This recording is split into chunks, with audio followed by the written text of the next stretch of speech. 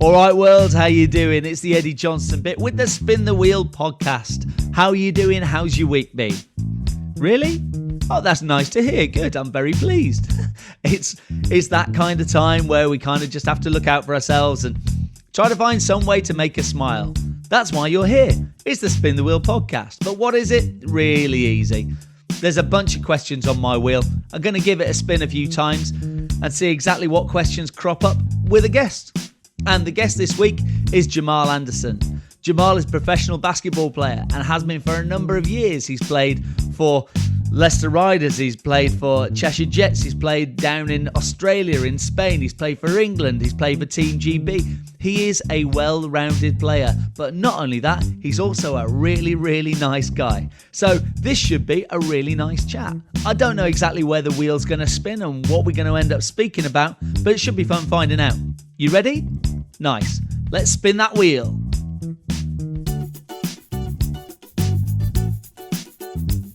Hello there and welcome once again to the Spin the Wheel podcast with me, the Edi Johnston Bit, and welcoming my guest today, the wonderful international sporting globetrotter, Mr. Jamell Anderson. How you doing, Jamell? I'm good. Good to see you, man. It's been a while. It has been a while.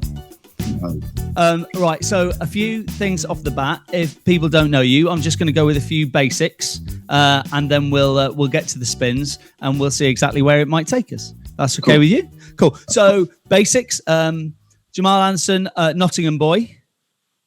Yep. Professional basketball player for the Leicester Riders. How long have you been at Riders now?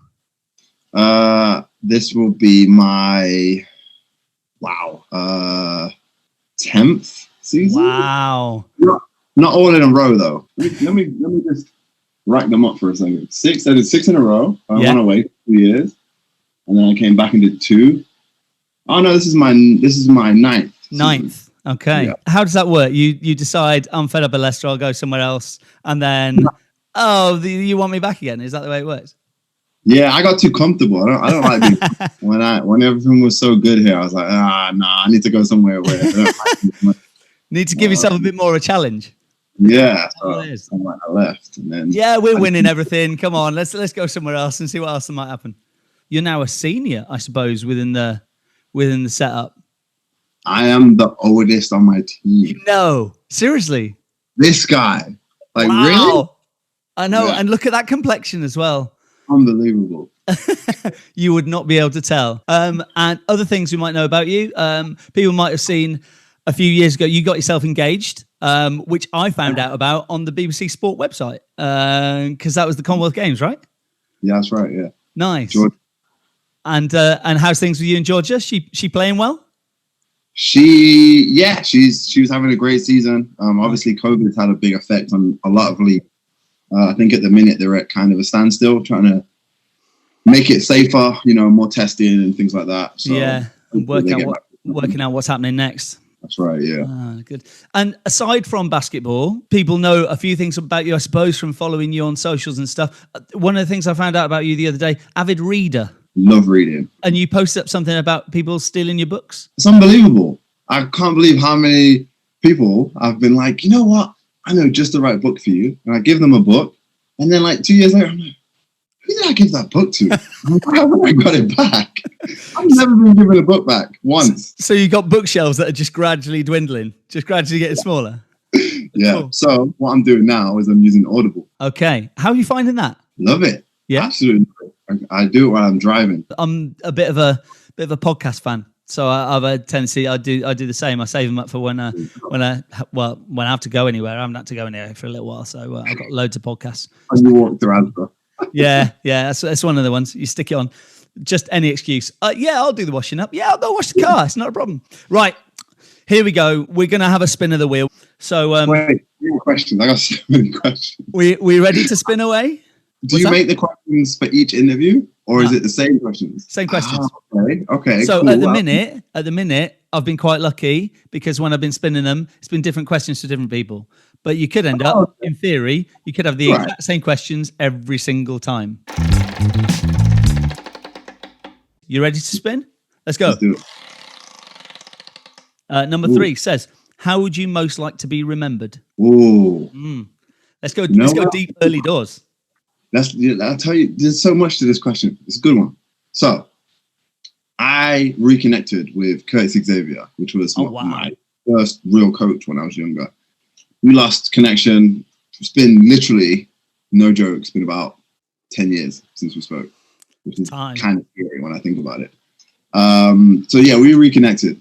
And one of the most memorable conversations that I had with him, because it kind of shocked myself that I said it, was we was in a taxi going from town to training. And he's turned to me and he said to me, you know, like, what's your goal? Like, what's your actual goal in basketball? And I was sat there for a minute, I went silent. And I don't know where this came from. I turned around and I said, I want that when people in Nottingham think of basketball, they think of me. And even I was a bit like, wait, what did I just say? But that's genuinely like, it came from the heart, you know, like that's something that I wanted. Yeah, man. So yeah, I said that to him. And I feel like that kind of ties into that. It's like, you know, that's kind of all I wanted when I was really getting into basketball back then. Curtis Xavier is a guy that I know because when I first started getting into basketball, which was many, many moons ago, I was at school, and the way I got into it was we had a teacher at school who organised trips to go and see our local team, which at the time I was living up in Yorkshire, and it was going to see the Calderdale Explorers. And Curtis Xavier played for Calderdale. I saw Curtis play when Curtis was playing at his prime, and it was only when I moved to Nottingham some years later and bumped into him at a game somewhere or a training session. I was like, "Oh snap!" It was one of those. That's some heavy stuff. Wanting to be remembering for Nottingham basketball, but do you know what, man? You're getting there when people think of Nottingham basketball.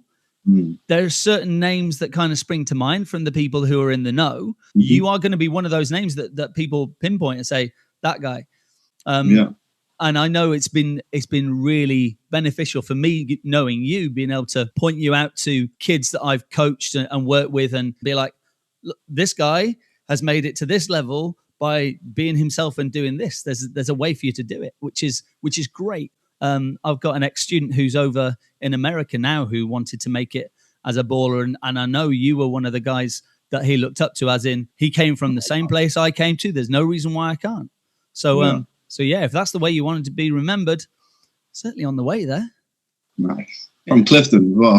That's absolutely. When I think about it. Yeah. I'm always, I used to run around Clifton. Man, and Clifton, for those people who don't know, is not the most affluent place in the world.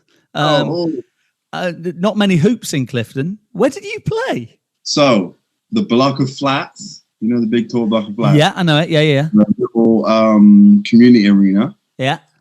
I used to play on that court. Yeah, one of them's like this. Yeah. Literally like this. You can headbutt the rim, and the other one's straight. Funny story. One time I was playing there, and I heard this absolute crack next to me, and I'm thinking, what was that noise? Someone from the top of the flats threw a potato at me, a full jacket potato. And that was the day that I was like, yeah, I can't play here anymore. Right, okay. From that moment of being attacked by a potato, let's move on to another spin, shall we? Here we go. Let's see what happens this time. Number 12. Tell me about a special place to you. Special place. Now you can take this any way you like. Well, I met Georgia playing for England in Greece. Oh, wow. And we're actually going to get married in Greece. Are you? Sick. So we're kind of trying to do the full circle thing. Nice. So for me, whenever I think of Greece or Greece comes up in a conversation or I see it on TV or whatever, it always kind of gives me that warm feeling of when I met her. Brilliant. So I would say there's definitely a soft place in my heart for Greece. There's a kind of connection there. Yeah, definitely. And was it a case of you never met her before, never seen her before, and you're both at training camp, or? Another funny story. Yeah, go. We never actually spoke and met each other. Right. May have crossed paths. I'd assume we would have, and just not even. Basketball's it's not that big a world, right? Right. The first game I ever watched of high level women's basketball was GB Women's at Nottingham Wildcats Arena. Right. And she was the starting point guard at 16. I would have been 16 too. And I was watching that game, loved it. I was on the sideline going crazy.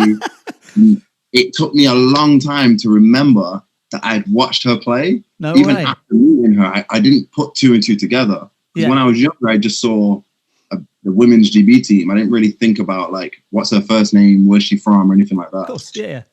So yeah, it's funny that I was actually a fan of hers before we actually. No way. That's cool. Did she have to remind you about that? Did she have to remind me about the game? Yeah. Or did you remember on your own? It came up in like a conversation one day, and then I was like, "Oh my gosh, I was at that game." I would love to have seen that reaction. Yeah, that was me. That was you were the one that I was screaming for. Crazy. Brilliant. Yeah. Oh, I love that. Love that. Right, here we go. We're going to go big time this time. Okay. Oh yeah, no chances. You need like a theme tune while it's spinning. Oh, I got one. Oh, nice. Okay, number one. Who most inspires you? When I was a kid, my dad, and he still is, don't get me wrong, but he was like my hero. Yeah. You know, like he's a black belt, 4th Dan in Kukushin, which is a kung fu. Okay. So you can imagine his daily routine is like kind of bizarre to a normal person. Yeah. You know, he's getting up every day at 6, meditating, then he's training, then he's getting us up, and then he's probably having lunch or whatever, then he's training again, and then one more time before bed he's doing like 1,000 kicks. Meanwhile, I'm playing with my action men. You know, like he was just I didn't think he was human when I was a kid. Comes in handy though for that conversation when someone says my dad's tougher than you. No, he's not. Oh, is he? Oh, are you sure about that? But yeah, he was definitely inspirational, and it kind of made me understand that the body can go a lot further than you think it can. And that carried on for a long time and still does to this day. Anyone that ever sees my dad on Instagram or whatever, they're always like, how old is your dad? And when I tell them that he's 63, they're like, shut up. How old is he? I'm like, no, he's 63. Like, he's can run faster than me, further than me, more flexible than me, stronger than me. It's insane. I don't understand how he's still doing it. But, you know, when I look at the tough times in my life, when I've been struggling or, you know, when I was away from home and stuff, it was my mum that inspired me to keep going. And I think that came with maturity of being able to look back and understand just how incredible she was. I didn't even know we had tough times as a kid because of how amazing she was and how shelled she kept us away from it all. You know, having 3 jobs. I didn't know she had 3 jobs. You know, like I knew she went to different places, but I was so young that I didn't think, you know, my mum has 3 jobs. Yeah, you just, mum's going out to work. You don't ask about which place she's going to this time. Yeah, of course. Exactly. Didn't even register that she was, you know, working that hard.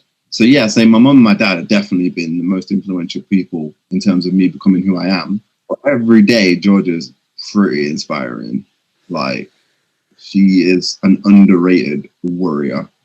Absolutely warrior. Like, she's type 1 diabetic. So that's like just something that she can't ever switch off. The things that she's achieved with this, it just blows me away. You just got to be so regimented in that kind of setup, haven't you? I remember seeing a documentary years ago about Steve Redgrave and the rowers, and like seeing the behind the scenes thing, and then finding out the fact that he was diabetic, and then having to work his insulin because he like found out in the middle of training for an Olympics. So it was like, okay, you got a choice. You can either stop or you work out how to fit it in with all your training and everything else, and it's regimented and just properly on it. So yeah, like huge hats off for that kind. I can understand why you take inspiration from that kind of thing as well. Definitely, she does. She definitely inspires me. It kind of makes it difficult for you to look at certain trivial things in life. Not make it difficult to look at them. Sorry, you look at them differently. Yeah, because you just think to yourself, "Oh, I've scussed my brand new Jordans," but you know what? Let's put things into perspective a little bit here. I just find it amazing. So yeah. Cool, man. So aside, when's the plan for the wedding? You got things planned and sorted, or were they sorted and you had to abandon? Or that's right, yeah. So we were supposed to be married now. So obviously COVID, we postponed it to this year. So now it's June the 16th this year. So yeah, literally crossing all the fingers, right? Yeah. So hopefully. Right then, let's move on again. Spinaroo. Spin it all. I'm going to go short this time. Okay. A little bit. Let's see what happens. Ooh. Okay. Right. Here we go. You know, with me, it's never quite going to be the same. So this question is, can you recognize this song? This is my ukulele and my kazoo, because of the fact that you can't just play a song on the ukulele because it only has 4 strings and a little bit limited. I'm going to play a little bit of a song. It's relatively well known. We'll see. Okay. We'll see. The answer might be no. Right. I don't want to let you down. Mate, you're not letting me down. Trust me, I'm a bloke with a ukulele and a kazoo. You're absolutely fine.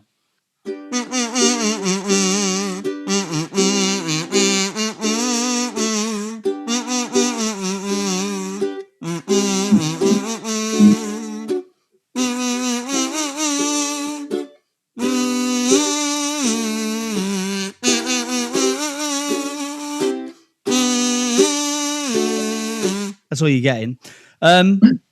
First of all, bravo. That was really good.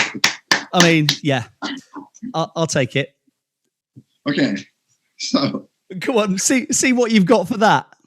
I no idea. But I have a ukulele. You have a ukulele? Oh, I don't want to ruin it, but I have it here with me. Oh, but I have one that was given to me for my birthday that I asked for, and then this never really got around to like practicing.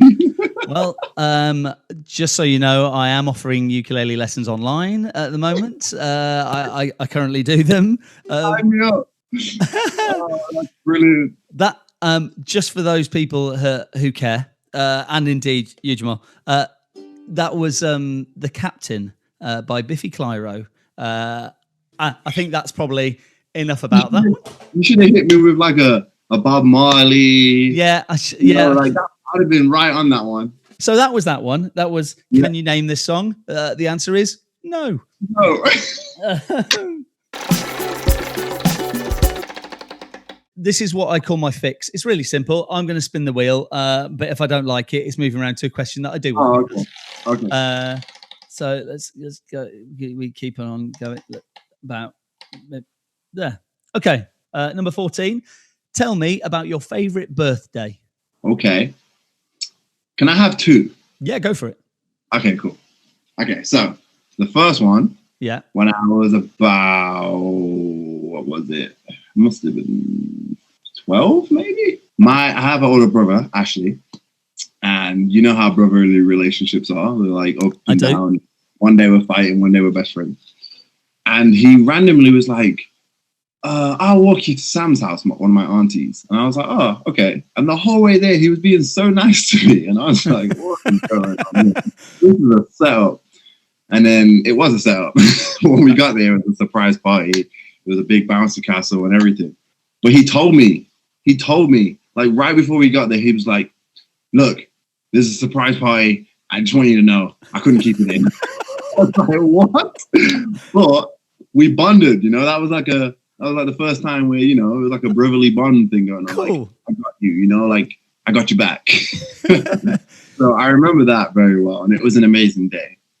And then another birthday was 23, I think. Don't hold me to that, but I think 23 or 24.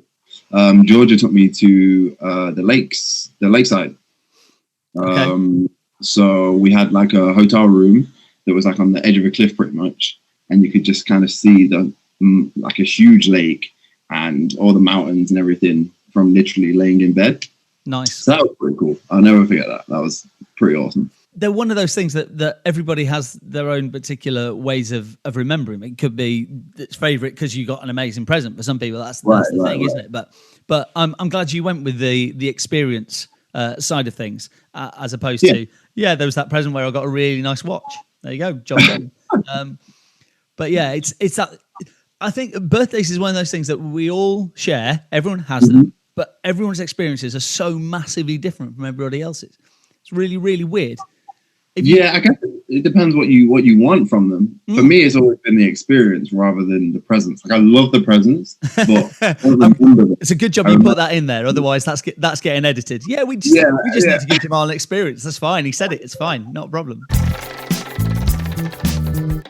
Last spin then. Last spin. Here we go. We've done quite serious stuff so far. I don't know. I like that though. Although to be fair, I did just play you a ukulele song. No, I had that one already. It needs to go again. Now, this might link into a previous question. Where have you been in the world that you most want to go back to? Oh, that's easy. Townsville. Really? Townsville felt like home. Really? Which is weird because it was on the other side of the world. Yeah. But something about that place, man. Like, honestly, I don't know what it is. I don't know if it's because it was like, obviously, it was the first time I'd been to Australia. Mm-hmm. And it was the first season I'd played there. And we won. Like, we were like underdogs. That team hadn't won that league in 12 years. And we won. And, you know, it was just obviously an overwhelming experience. It's the Townsville Heat, right? Townsville Heat, that's right, yeah. But then going back there again with the Commonwealth Games and getting engaged in Townsville on the court, and then going back there again for a third time. It's just, I don't know, man. There's just something about that place. It just gets me. Everyone's so happy and relaxed and just, yeah. It's just, and then the basketball setup there. Yeah. It's like having Birmingham, Nottingham, and Sheffield all in one place. Cool. So the Townsville Heat have like kind of like what we would call local league. Yeah. But they have 4 divisions. Is it 4? Maybe 3 in every age group. Oh wow. And they have the same teams in every age group. That's a lot of ballers. So it's like 1,000 kids going through there. And then you've got the men's, like the under 18s, then you've got the men's, and you've got the women. And then on the top of it all is the actual Townsville Heat team that I play for. And it's just like for a basketball player, it's like heaven. It's just heaven. It's just basketball players everywhere, in every age, at every level. So tell me, so when you're down in Townsville, obviously you've got your games that you're playing, but are you there coaching and doing stuff in schools and stuff as well? That's the fun part too, yeah. So like the community part of it, obviously with there being so many players, they use us as figureheads. And one of the big things in Australia, actually, not just Townsville, is individual workouts. They love it. Absolutely love it. And I think it's more as well because people like myself, coming from a different country, is a different person, different, what's the word I'm looking for here? Role model. Yeah. So for them, it's like, great. You're going to spend an hour with my kid. You're going to teach him basketball skills, but he's also going to pick up on how you are, how your personality, all your character and stuff as well. Yeah. Yeah. And man, I was acing it, man. They loved it. The kids loved it. The parents loved it. So nice. Yeah, it was awesome, man. And obviously it was a way to make extra money when you're out there. Completely. Yeah. So I loved it. Absolutely loved it. Kind of place that you'd like to go back to? Yeah, honestly, like Georgia was really worried the first time because I was like, no, seriously, I want to live. I don't want to leave. I actually wanted to live here. And she was like, no, it's too far from everything that we know. I was like, okay. Well, I genuinely would escape to Australia. It's just a dream. Have you ever been to Australia? I haven't. My wife lived there for quite some time, and she travelled there loads when she was younger, and actually spent a long time in Townsville. So no way. Yeah. Sometime you can chat about it, but yeah, definitely. But so as soon as she found out that I was chatting to you, she was like, "That's the guy who was in Australia, right? Yep, that's the guy." I was, oh, okay. So so yeah, I could probably ask you loads of questions about various places that you and she both know, but I'm not going to. Stories about Townsville. So the plan for you, obviously, finishing your professional playing career, going as long as you possibly can, especially see if you can follow your dad's path and keep going beyond and beyond and beyond the years that you probably should be. What do you think is the long term after playing? What when you lace up your shoes for the last time? The wheels are kind of already in motion. Are they? Again, kind of. Okay. I'm trying to like put my foot in things, like dip the toe in a little bit. Like, oh, what's this like? Oh, okay. One of the things is Locate Me, which is a lettings company in Loughborough. Okay. I do a lot of work with them. I've helped run a project of a 20,000 square foot building that they turned into 68 student apartments. So I'm getting loads of experience with them. I'm also taking a ALA exam, which is like a lettings exam, so that I'm, picking up on the knowledge of the industry. So that's the avenue? So that's one option. Okay. The way I'm doing it is like, I may as well just go for it. And then at the end, if I decide I don't want to do it, I've given it the best shot. Yeah, there's a lot of things that I'm like starting to look into. Like I say, if anybody does know you, they know the fact that you're not just a one-trick pony. You're not one-dimensional. There are lots of various different avenues that you could go if you wanted to. Yeah, I mean, I studied for a degree at Loughborough. So yeah. I think that whole experience made me kind of look at life as like, you can kind of do whatever you want as long as you put your mind to it. Keep yourself open to it and just chase it as hard as you possibly want, isn't it, I guess? Exactly. Nice one. Well, Jamell, thank you so much for having a chat with me. I hope you've enjoyed it. I've certainly enjoyed having a natter with you. Thanks for coming and spinning the wheel. And that was the wheel spun for Jamell. Jamell, thank you for joining me. I hope you had a nice time. I know I did. I had a really, really good chat. It's really nice to get into some of those deep and meaningfuls. I'm sorry you had to put up with some ukulele playing as well, but these are the risks that people take when we spin the wheel with the Edi Johnston Bit. You never know quite what's going to happen. Thank you for joining me. I hope you've enjoyed it. If you have, click, like, subscribe, pass it on, tell your friends about it, and let's try and get it out there so that, more people can hear whatever nonsense is going to come up in the next few weeks. I don't know. We're not entirely sure where it's going to go, but it'll be fun finding out, eh? Thanks for joining me. I'll see you again sometime. Ta-da now.